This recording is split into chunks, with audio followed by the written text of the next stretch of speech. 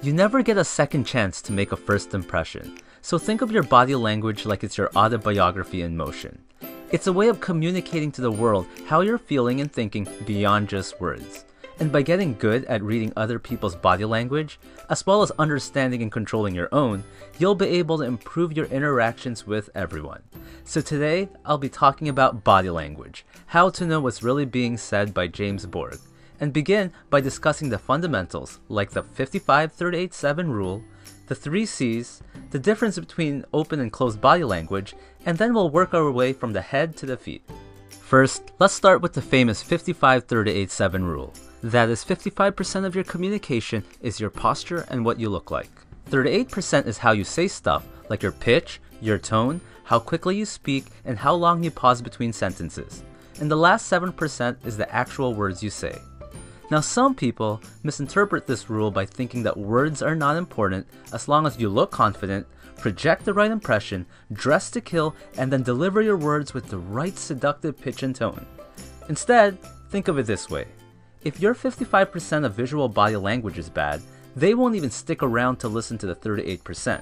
And similarly, if your 38% of how you sound is bad, then they won't even stick around to listen to your 7% of words. So words are still very important. How many times have you thought at a party, at work, or on a date that things were going good until they opened their mouth? The next thing to keep in mind are the 3 C's: context, congruence, and cluster. A person with their arms crossed does not always mean they're angry or being defensive. The person could just simply be cold. So you always have to look at the context. Next, if there's a mismatch on the 55-38-7 rule, we'll believe the higher one by default. So if you said in an honest tone that you didn't eat my cake, but you're rubbing your belly, then I'll believe my eyes. Now the last C is cluster. It's usually unwise to judge a single gesture for meaning, so we should always look for clusters of gestures to interpret body language. With so many muscles in the human body, it's not easy to fake body language. No matter how good you think you are at controlling your anatomy, there will always be a leakage that give away your true feelings.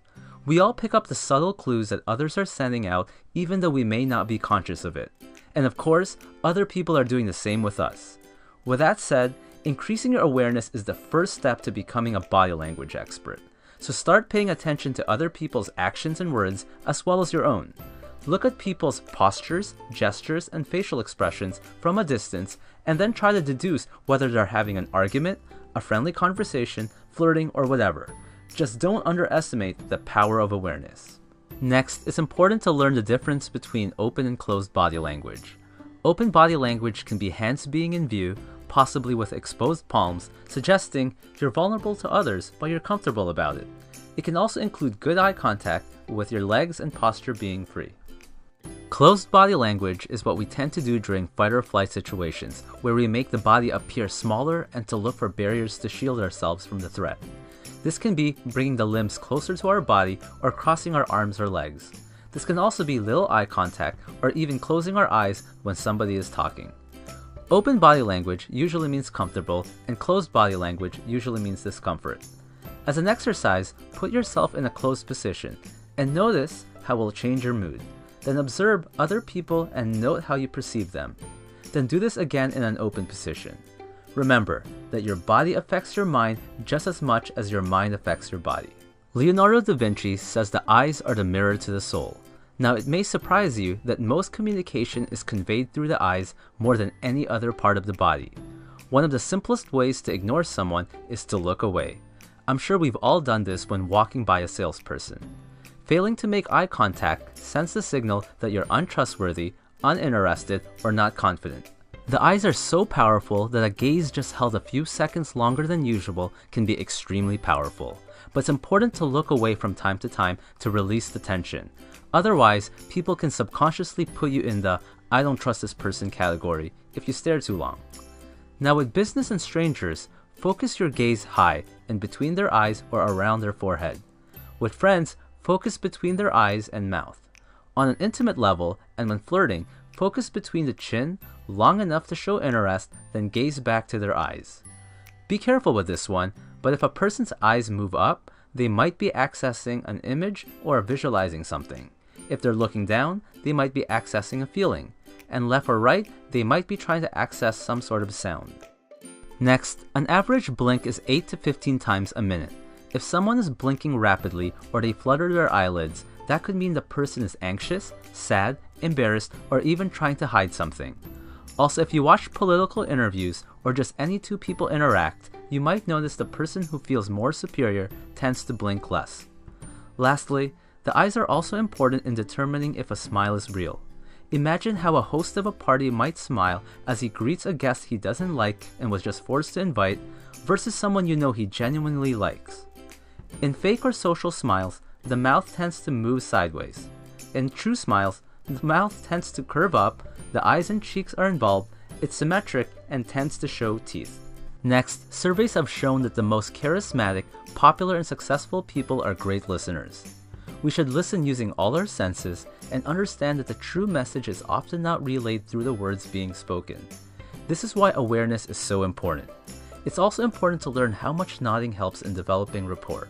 You can nod to show encouragement, to show you're still listening, to show you understand, to say yes to a fact, and to show you agree. Lack of nodding can make the speaker think you're not paying attention or you're not interested. Studies have even shown that nodding allows you to draw as much as 4 times more information. Next, it's a good technique to imitate someone's body language to build rapport, but don't completely copy. Then you can lead them to a more open posture. But try to avoid a closed posture, especially if you disagree with something, as that can be contagious. Remember, if you breathe deeply from the abdomen, it gives you a more relaxed and confident sound.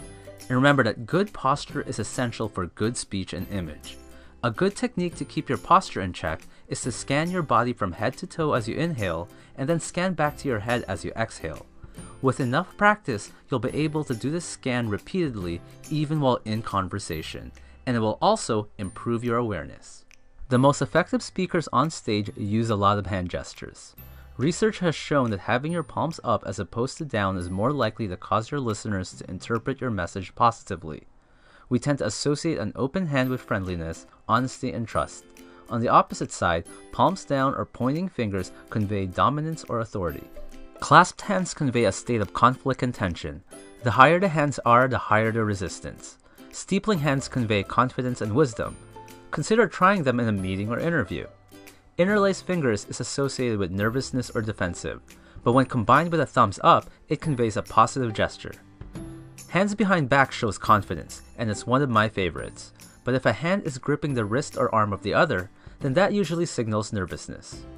The hand to the face does not necessarily mean boredom. Sometimes it's a switch to intensify concentration.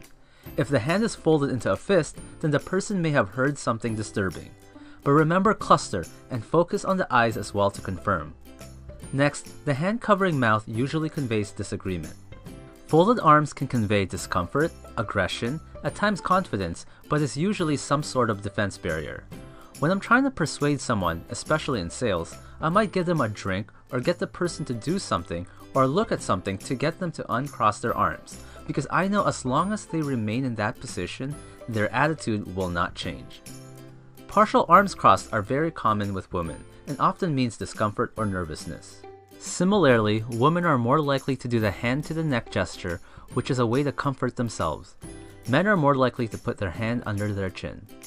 We are conditioned to turn towards things and people we like, so if a girl is flirting with 2 guys, check which direction her lower body is facing to see who she's more interested in. And if you're in a conversation and the person turns their lower body, it could mean that they need or want to go. Don't underestimate the lower body, especially for detecting lies. Kids early on learn how to lie with their facial expressions, but as you move down the body towards the feet, people are less and less trained. Next, the "one day you can be as good as me" pose can show arrogance and can irritate many people, even if it's not directed at them. Lastly, proximity is very important. You can often tell how close 2 people are based on how close they are interacting. We all have our own personal bubble. You can be rejected if you enter someone's bubble too quickly. Now for 3 things to be cautious about. Number 1, habits can play a factor. It's important to first establish a baseline before trying to really interpret someone's body language. And if you haven't met a person before, you won't know their baseline, and vice versa. Number 2, culture can play a factor.